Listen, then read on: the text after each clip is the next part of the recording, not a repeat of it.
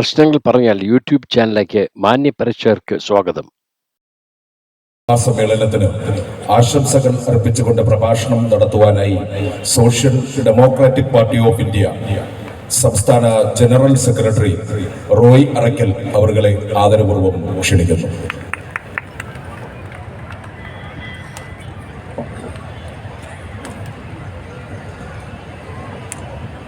വഖഫ് സംരക്ഷണ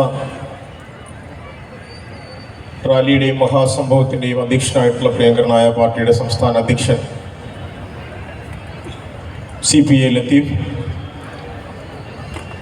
ഈ യോഗം ഉദ്ഘാടനം ചെയ്ത പ്രിയങ്കരനായ മുൻ ഹജ്ജ് committee chairman Thodiyoor Muhammad Kunju Moulavi, Thalikkad Sayyid Faizy, Union India മൂവ്മെന്റിന്റെ ദേശീയ ഉപാധ്യക്ഷ റഹിയാനത്ത് ടീച്ചർ,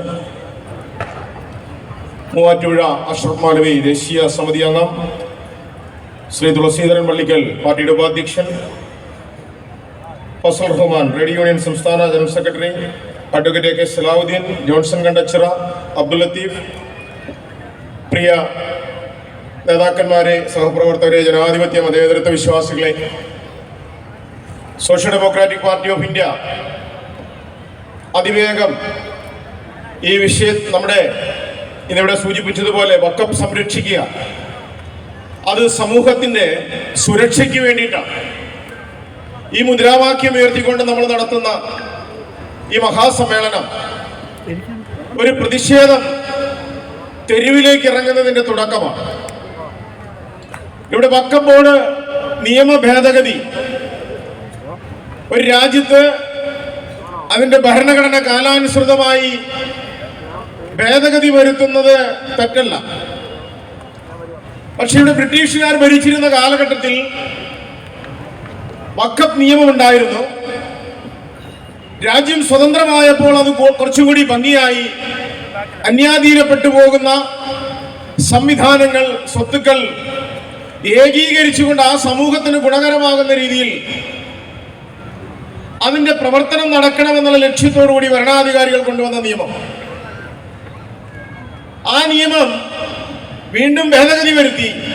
ഇപ്പോൾ BJP ഗവൺമെന്റ് അധികാരത്തിൽ വന്ന് 2024 വഖഫ് ഭേദഗതി നിയമം പാസാക്കാൻ വളരെ ത്വരിതഗതിയിലുള്ള നടപടിക്രമങ്ങൾ നടത്തുകയാണ്.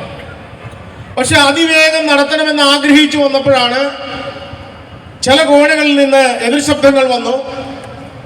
അത് ജോയിന്റ് പാർലമെന്റ് കമ്മിറ്റിക്ക് വിട്ടു, JPC.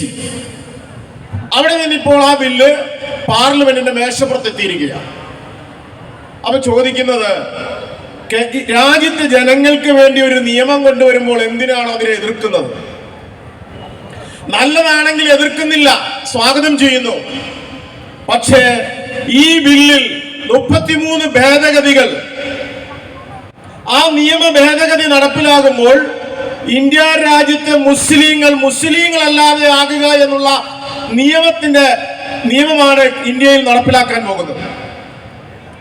ആ ഇന്ത്യയിലുള്ള മുസ്ലിങ്ങളുടെ ഈ പറയുന്ന വഖഫ് ബോർഡ് സ്വത്ത് 1.25 ലക്ഷം കോടി ആസ്തിയുള്ള വഖഫ് ബോർഡ്, ആ വഖഫ് ബോർഡിന്റെ സ്ഥലവും ബിൽഡിങ്ങുകളും ഉൾപ്പെടെ, വിശ്വാസപരമായി ഉപയോഗിച്ചുകൊണ്ടിരിക്കുന്ന പള്ളി ഉൾപ്പെടെ ഞങ്ങൾ തീരുമാനിക്കുന്ന ആളുകൾ ഭരിക്കും. നേരത്തെ ഇവിടെ സൂചിപ്പിച്ചതുപോലെ അങ്ങനെയാണെങ്കിൽ ഹിന്ദു വിശ്വാസത്തിന്റെ അനുസരിച്ച് നിയമ ഭേദഗതി കൊണ്ടുവന്ന് ശബരിമലയിലേക്ക് മൂവാറ്റുപുഴ അഷ്റഫ് മൗലവിനെ ഉപദേശകനായിട്ട് നിയമിക്കുമോ? അല്ലെങ്കിൽ ഇവിടെ തൊടിയൂർ മുഹമ്മദ് കുഞ്ഞിനെ അവിടെ ഉപദേശകനായിട്ട് നിയമിക്കുമോ? അതില്ല, അതിന് സാധ്യമല്ല. പക്ഷേ ഇവിടെ കൊണ്ടുവരുന്ന എന്താ പറയുന്നത്, വഖഫ് ഭേദഗതി നിയമം ഉണ്ടാകുമ്പോൾ കുഴപ്പമില്ല, പക്ഷേ അവിടെ എന്ത് ഭരിക്കണം, എന്ത് പഠിക്കണം, എങ്ങനെ പള്ളി ഭരിക്കണമെന്ന്, ചുരുക്കി പറഞ്ഞാൽ എങ്ങനെ പ്രാർത്ഥന നടത്തണമെന്ന് കമ്മിറ്റി തീരുമാനിക്കും.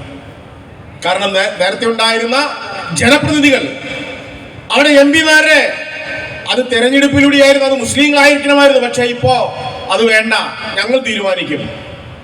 MLA-മാര് വേണം, അത് ഞങ്ങൾ തീരുമാനിക്കും. ഇനി അത് കൂടാണ്ട് ആ ബോഡിയിലേക്ക്, ആ ഭരണസമിതിയിലേക്ക് സർക്കാരിന്റെ നോമിനി, സർക്കാർ ആരെയായിരിക്കും നിയമിക്കാൻ പോകുന്നത്? നല്ല പൂണൂലിട്ട ആളുകളെ തന്നെയായിരിക്കും നിയമിക്കുക. ആ പൂണൂലിട്ടുള്ള താല്പര്യം എന്തായിരിക്കും? ഇതെങ്ങനെ നിർത്തലാക്കാം? ഇത് നിർത്തലാക്കുമ്പോ ഞങ്ങൾക്ക് എന്താ കുഴപ്പം? ഇവിടെ മുസ്ലിങ്ങൾക്കല്ലേ കുഴപ്പമൊന്നും? ഒരു കുഴപ്പമില്ല. ഇവിടെ ക്രിസംഖികൾ എന്ന് പറയുന്ന ഒരു സംവിധാനമുണ്ട്. ആ സംവിധാനത്തിന്റെ ആളുകള് ഇപ്പോൾ മിണ്ടാതിരിക്കുന്നു. കാരണം കഴിഞ്ഞ ദിവസങ്ങളിൽ നിങ്ങൾ കണ്ടില്ലേ, പാലാ രൂപതയുടെ സ്ഥലം കപ്പയിടാൻ വേണ്ടി JCB ഉപയോഗിച്ച് മാന്തിയപ്പോ അമ്മിക്കല്ല് കിട്ടി. ആ അമ്മിക്കല്ലിപ്പോ പൂജയായി തുടങ്ങിയിരിക്കുകയാണ്. സഭയ്ക്ക് ഒരു ബുദ്ധിമുട്ടുമില്ല. നിഷ്കരണം മിണ്ടാതിരിക്കുക. കാരണം എവിടേക്ക് വന്നു?